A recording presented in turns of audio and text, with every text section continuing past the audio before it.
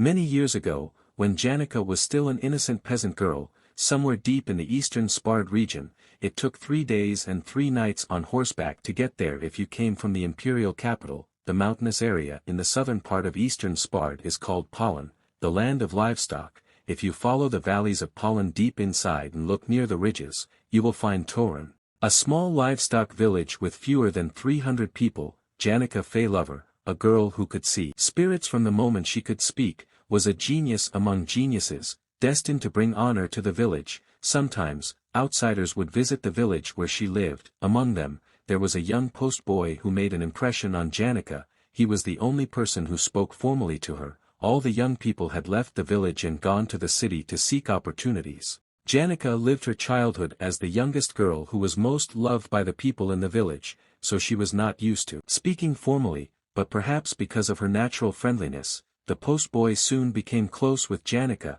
The postboy often chatted with her and told her many places outside the village where she lived. Janica, who grew up beautifully with love and care, was the pride of the village. Everyone loved her, even the postboy, who occasionally visited the village. In a way, it was only natural that his heart was taken. There was a moment when the postboy expressed his feelings for her with a bouquet of flowers in his hand. Janica was a girl who did not know how to refuse, but she was too young to understand love, so she rejected his feelings. Janica apologized to him. After that incident, the young man, who left as if running away, didn't return to the village for a long time, and when they finally met again, what he brought was truly unexpected. He handed her a letter. It was Sylvania's admission letter, and in that moment, he finally formally said goodbye to Janica. He spoke to her as formally as when they first met. It's been nearly 3 years since she entered Sylvania. She barely remembers the young man's face now, but for Janica Feylover, even now,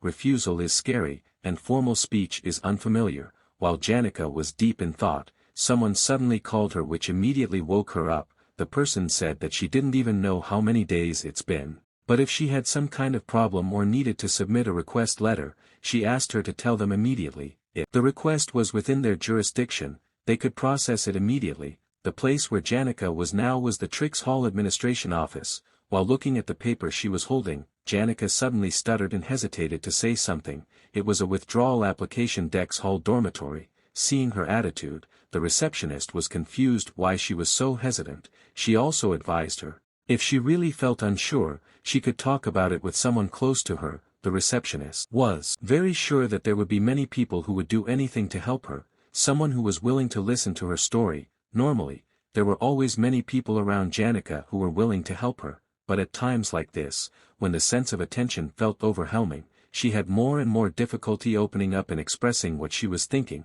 even to her own best friend. Anise was quite annoyed with Janica for not telling her that Ed was still alive and making her worry unnecessarily, but she was also annoyed with herself. She should have known about it when she saw Janica keep smiling stupidly all the time. Hearing that, feeling guilty, Janica apologized to her. She said that she had her own reasons. Noticing Janica's strange behavior, the annoyance that was in Anise's heart instantly disappeared. She also realized that Janica had no other choice. But, seeing Janica's face that looked hesitant, Anise asked her what was bothering her mind. Janica was silent for a moment. She then said, "You know that I always find it hard to say no to people. I mean, refusing someone's request leaves me feeling uncomfortable." Hearing that, Anise suddenly stood up from her chair and shouted at her, "Precisely because you always say yes to everything, you have basically become that guy's maid. If you only accompany him while in hiding, that's fine, but you also cook and even clean for him."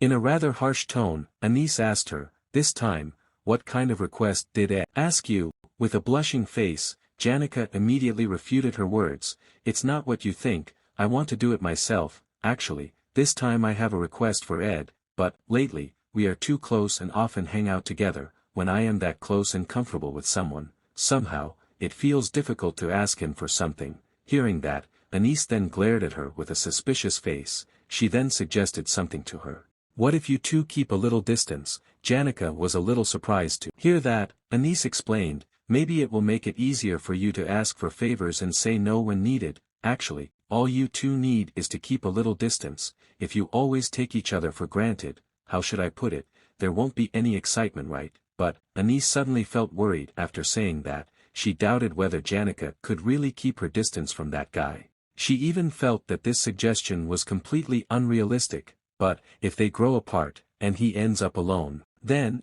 after thinking about that, Anise then immediately continued her words, so maybe just make him a little restless, create some space, but, when Anise herself felt that her words did not make sense, Janica suddenly stood up from her chair and thanked her. Anise was then surprised and confused by that. With a cheerful smile, Janica said that she had just gotten a good idea. Anise then felt confused hearing that, but Janica did not answer or realize her confusion, and immediately said goodbye to her. Seeing that, Anise was then about to call her and say something to her, but, when she saw Janica who was now slowly moving away from her sight, Anise decided to swallow her words again. Anise was really feeling dizzy with this. She scolded herself for having such a useless imagination, and asked herself what she had done. Meanwhile in the northern forest, Ed's magic engineering skill had developed quite a bit by now. He had also obtained some recipes for making magic engineering items. He had collected some materials for crafting, but,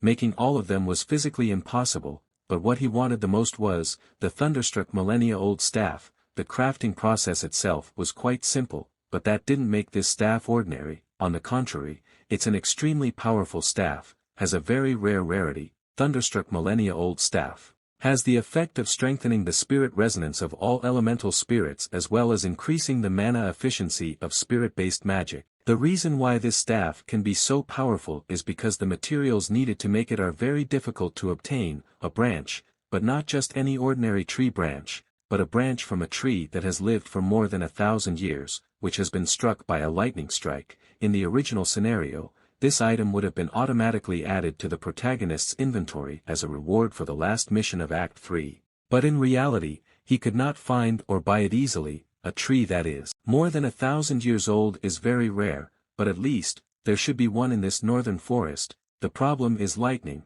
but, while Ed was thinking about lightning, he immediately thought of something and immediately turned to Lucy who was sleeping there. Ed then walked over to her and tried to wake her up, but, his efforts were not successful because Lucy did not wake up. After a while, when Lucy slowly opened her eyes, she then saw Ed's face right in front of her. Lucy was very surprised by that and acted like a cat whose tail was stepped on. Lucy suddenly jumped up and hid in a tree. Ed was speechless seeing that. Feeling confused, Ed said that he had tried to wake her up earlier. He asked why she was surprised like that. Ed sighed for a moment. He then admitted his mistake and said that he didn't mean to surprise her. Hearing that, with a blushing face, Lucy said that she was fine and told him that he could talk now. Seeing her attitude, Ed decided not to rush. He said that this was not an urgent matter, they could talk about it later. He had an appointment with someone. Shortly after that, someone then came to his cabin. It was Janica. With a cheerful smile, Janica then greeted him. Seeing her, Ed said that she was a little late. Janica did not argue with that. She was about 10 minutes late. Seeing her coming from an unusual direction, Ed confusedly asked her why she didn't just take the easy path. Did something happen? Hearing that, with a proud pose, Janica said that she had no excuse, she was just late. Janica always remembered Anisa's words that told her to keep her distance. Hearing that, Ed said that he understood. He didn't blame her because he also knew that she was busy, so he really appreciated her for helping him by practicing spirit resonance. Ed paused for a moment. He then asked her if she wanted tea. Janica was surprised for a moment by the sudden offer and didn't know what to answer, until finally, Janica just said yes and thanked him. Although Anisa's suggestion was stuck in her mind, but, Janica was confused about how she could keep her distance from Ed. As time passed, the sky slowly became gray which indicated the arrival of dusk. Looking at Mug who was floating beside Ed, Janica said in awe that he was really good at handling spirits now. It was really amazing because it only took a short time. Although Janica felt that it would take time for him to be able to handle Marilda freely, but, she asked, since you have improved your understanding of Mug, your mana consumption now should not be felt right. Janica felt that he and Mug were really a perfect match. Hearing that, Mug humbly said that he really didn't know what to do with such praise. He said that he would practice even harder from now on. Mug seemed to be very happy with the praise she gave, and Mug then immediately disappeared from there, but their attention was then immediately distracted when they saw someone in front of them. It was Maya who was carrying Lucy. Seeing her, Ed asked if she had come to look for Lucy. Maya confirmed that,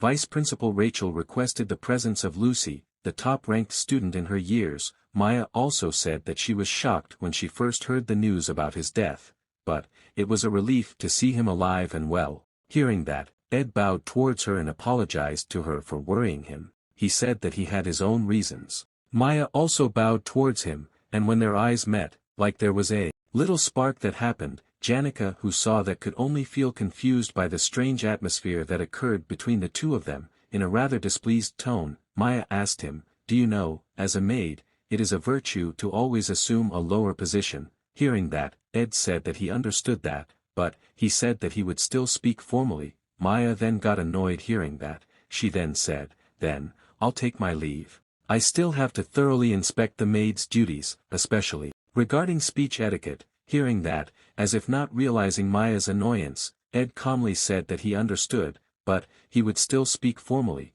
Seeing Maya's displeased face, Janica was surprised. She had never seen Maya put on such an expression. She was also aware that there was some kind of vague power struggle between Ed and Maya, but when Janica was thinking about that, she suddenly thought of something. She then recalled her old memories when the post boy stayed away from her after she rejected his feelings, distance, power struggle, formal speech. Janica felt like it was the key word to solve her problem now. Maya then didn't care about Ed anymore and turned to Janica. She said that she was worried at first when she heard that she moved to the Dex Hall, but she was grateful when she saw that she was okay. Janica smiled awkwardly at that. She said that living with a familiar friend wasn't too bad. After talking with the two of them for a while, Maya then said that she had an inspection to do, and she also had to get Lucy ready again. So, she then said goodbye to them. Hearing that, Janica also said goodbye and asked them to take care of themselves. Hearing that, Maya then said to her that she hoped her study would go smoothly without any problems.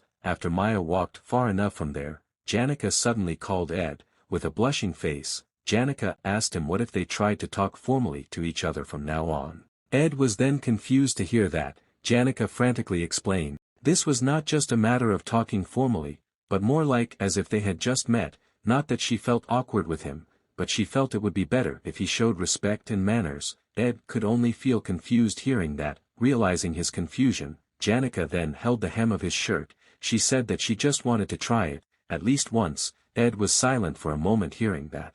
Although Ed felt that her request was strange, but he then agreed to it, because the Dex Hall curfew was not long. Ed felt that they would only exchange a few words before parting, and that's it. But this did not seem to be as simple as he thought. When Janica formally greeted him, somehow Ed's body seemed to freeze. He also felt strange about this. He didn't feel time prison, but somehow it was difficult to speak. Ed tried hard before finally being able to say a few words. The feeling that Janica experienced seemed to be contagious to him. Ed himself didn't know why she felt so embarrassed, but somehow, that nervous feeling also happened to him. 3 minutes later, after Ed made a campfire, the interaction between the two of them made no progress. They both muttered and wanted to say something, but somehow it was difficult for them. They were so embarrassed to say what they wanted to say. Lately, when he interacted with Janica, there were moments of silence where the situation felt awkward. But this one was at a much different level.